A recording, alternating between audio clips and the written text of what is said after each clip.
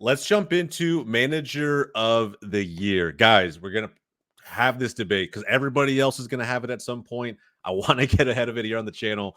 We got 3 candidates, man. We got 3 candidates, and I know how I feel about 2 of them. I don't know how I feel about one of them. You guys can probably guess who I'm talking about here. But look, we're going to jump into it. For me, we're going to jump into it. I want to hear who everybody's number 1 pick for the manager of the year is, and then we'll have this debate. We can even like list our top 3s if you want to go about it that way. But Davi, we haven't heard from you yet, bro, on the pod.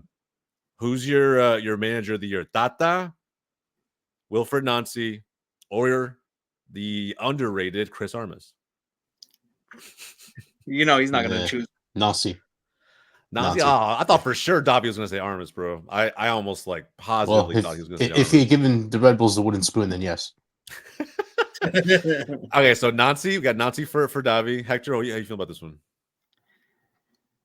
I mean, I think it's gonna be Wilfried Nancy, but I feel like Armas deserves at least a good shout for it. I mean, the turnaround for Colorado, the situation going into Colorado.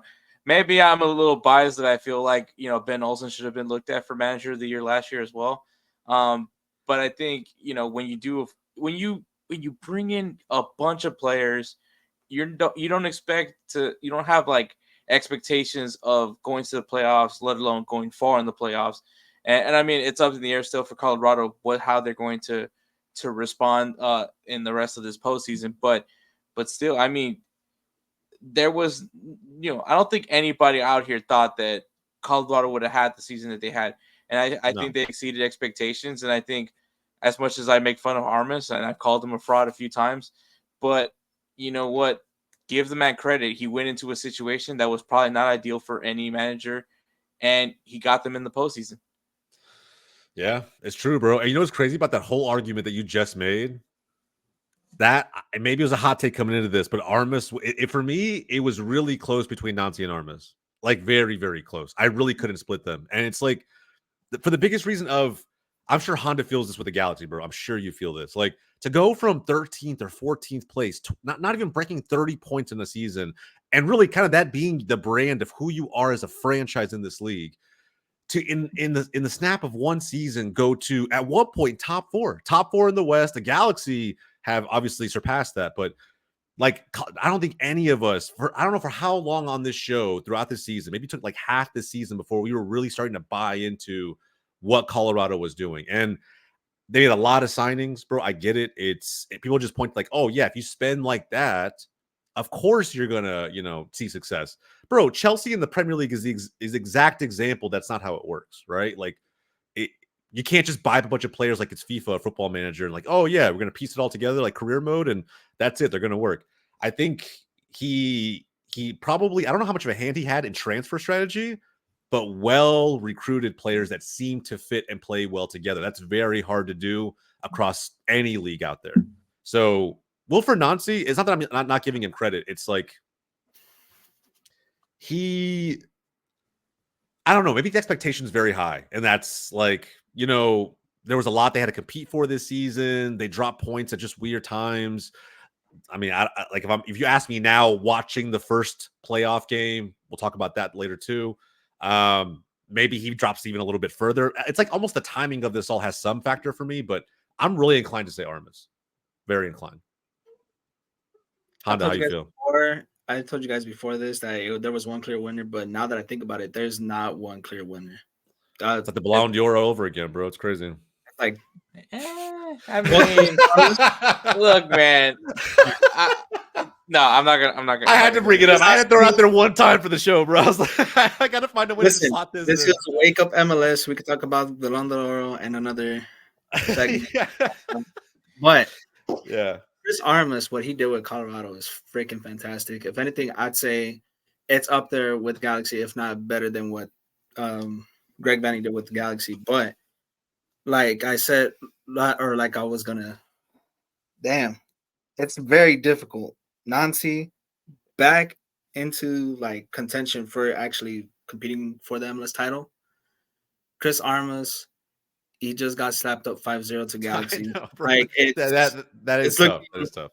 It's looking tough. However, they just need one win. They go Well, 1-0. you win one game, right? You're right back in it. Like the there's no aggregate, so it's like just all you gotta do is force PKs against the Galaxy, and you're 1-1, and anything can happen. But I gonna go fully with expect Nancy. Galaxy to win that. But I'm gonna go with Nancy on this one just because he's doing it back to back. yeah, If he makes it through the Red Bulls, he's doing it back to back again. I feel like, and that's who we had for contention as well too. And it's not like he needed to change up the game plan because when you go into one season, right, you kind of need to fix up for the next season because all the teams will eventually figure you out. They haven't Nancy as if you're much. not, what's the saying, Hector? If you're not improving, you're just not getting worse. better. You're getting worse. Yeah, you're not getting better. You're getting worse. I agree with that actually. Like especially when you're on top. Like the hardest part is not getting to the top; it's staying on top. So like, I agree. And right now their backs against the wall against the Red Bulls. But again, maybe it's just the expectation. Dobby, why do you like Nancy so much? Why is he clear winner for you over Armas? Because we're split 2-2 here. We got to decide. It's just the way he plays and the way he has his team playing. It's just great. It's fantastic to watch. It's really fun. Yeah. Not only that, I mean, he's also back in contention. He also got them to a CCC final. Because of factors outside of their control, they lost that final. In which I think it's bullshit that one team gets to host the final. I think it should be in a neutral site, or if you're gonna make it fair, make it 2 legs, no away goals.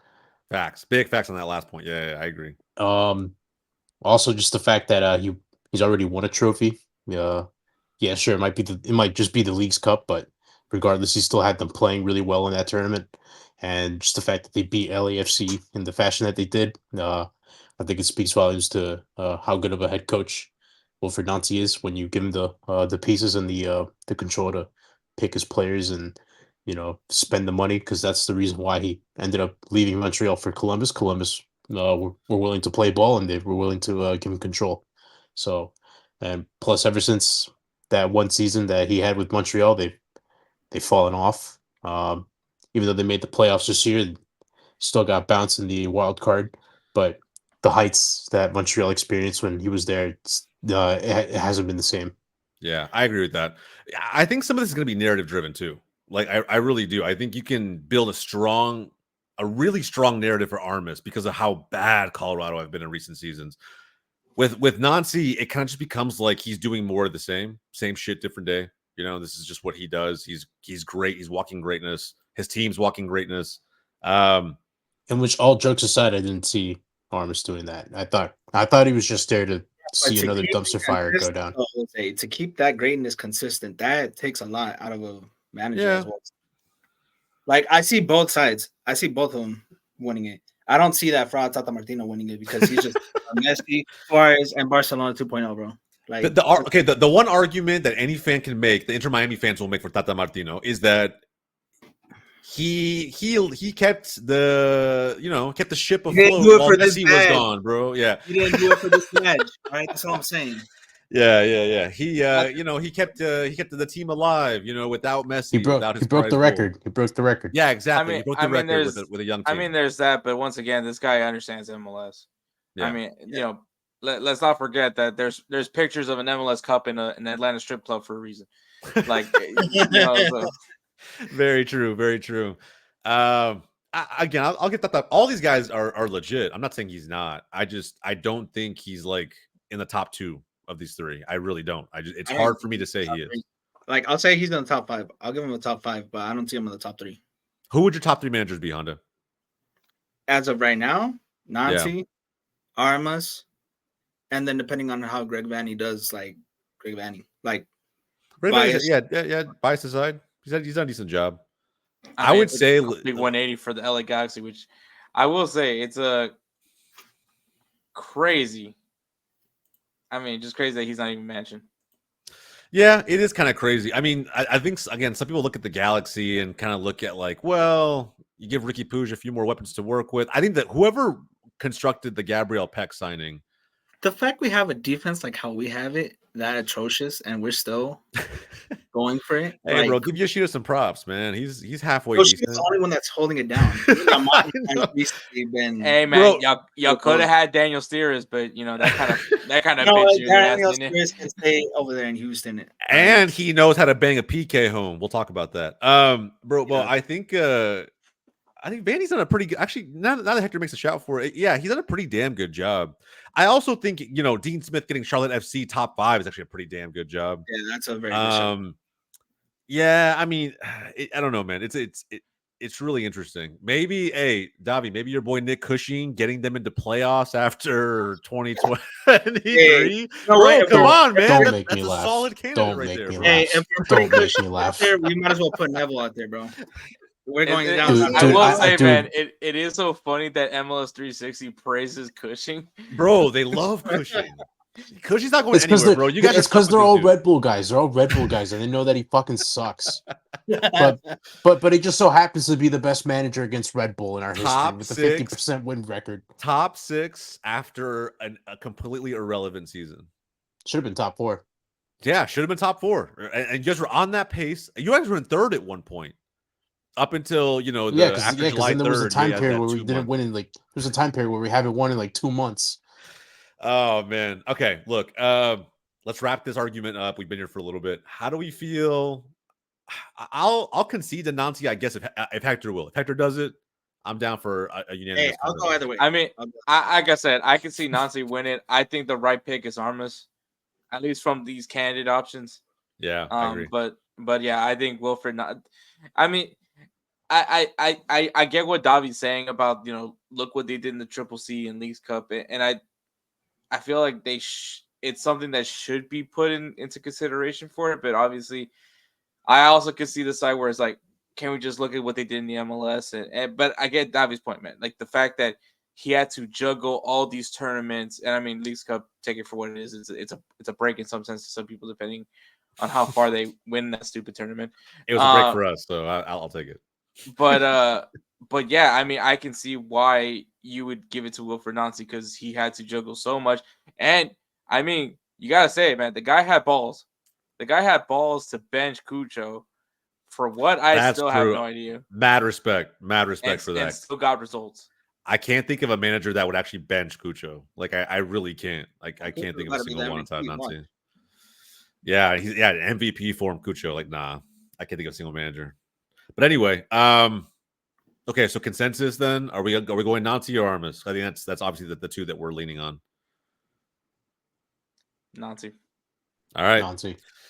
Well, for Nancy it is. I did pick Columbus Crew. We did. Well, technically, I guess you could say to at least win the East. I picked them to win MLS Cup in my bracket. But yeah, guys, look in the comments down below. Let us know how you feel. If there's anybody, I'm really curious for shouts for Manager of the Year that were not included in this top 3. Okay.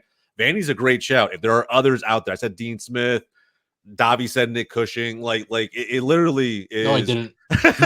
It could be anybody, bro. But if you you know what?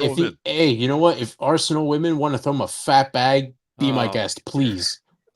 But you also not said it. So I mean, that's true. You didn't really you didn't really like refute it too much. Either way, guys, in the comments down below, let us know who you think a Manager of the Year candidate could be. I know there's going to be a few Trundle shouts because there's a few of them. No. We're not entertaining that shit. We're not entertaining that shit. Watch.